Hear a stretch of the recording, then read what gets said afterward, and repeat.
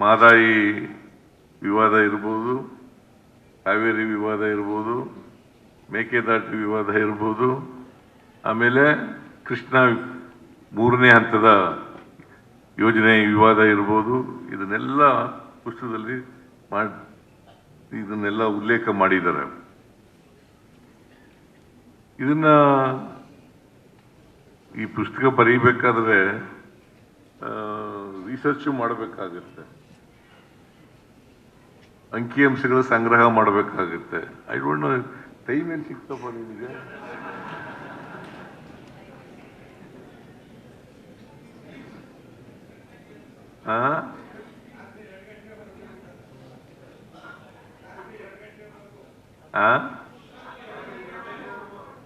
ರಾತ್ರಿ 12 ಗಂಟೆ ಮೇಲೆ ಇವನ್ ಕೆಲಸ ಮಾಡೋದು ಯಾವಾಗಲೂ.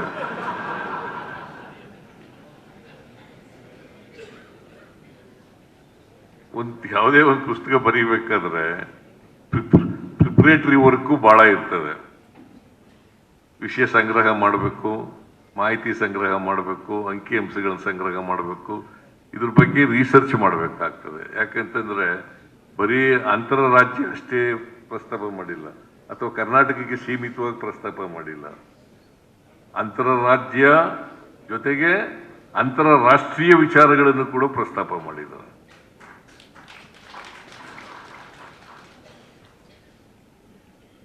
ಈಗ ನಾನು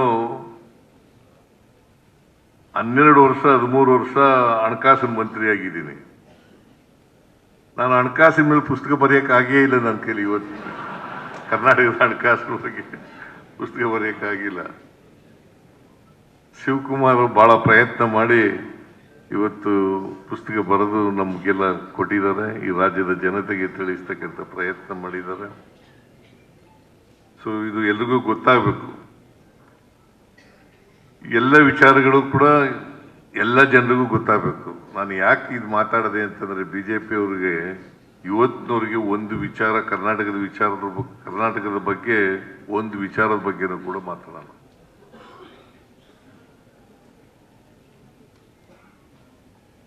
ಇವತ್ತು ನೋಡಿ, ಈಗ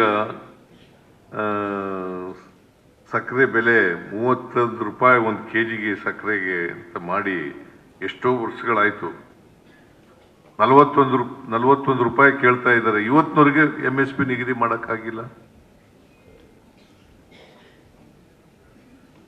ಸೊ ಇದು ನಮ್ಮ ಜನಗಳಿಗೆ ಗೊತ್ತಾಗಬೇಕಲ್ಲ. ಅದಕ್ಕೋಸ್ಕರ ಇದನ್ನೆಲ್ಲ ಪ್ರಸ್ತಾಪ ಮಾಡ್ತಾ ಇದ್ದೀನಿ ನಾನು. ನಮ್ಮ ಜನಗಳಿಗೆ ಗೊತ್ತಾಗಬೇಕು. ನಾವು ಪಾರದರ್ಶಕವಾಗಿರ್ಬೇಕು. ಸರ್ಕಾರ ಅಂತಂದ್ರೆ ಪಾರದರ್ಶಕವಾಗಿರ್ಬೇಕು. ಅದೆಲ್ಲ ಗೊತ್ತಾಗ್ತಕ್ಕಂಥ ಕೆಲಸವನ್ನ ಅವರು ಪುಸ್ತಕದ ರೂಪದಲ್ಲಿ ವಿವಾದ, ಒಪ್ಪಂದ ಮತ್ತೆ ತೀರ್ಪುಗಳು